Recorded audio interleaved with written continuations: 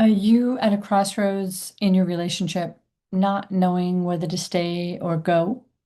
Hi, I'm Susan Regan, and I help people have honest conversations that I call discernment conversations and discernment counseling to get some clarity about what's going on in the relationship.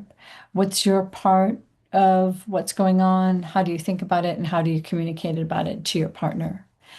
If you're interested in getting some strategies, clarity, and understanding about discernment and how to take a look, an honest look at your relationship, I'm offering a virtual workshop regarding discernment and just the theory and themes of discernment and how to work with them in your relationship.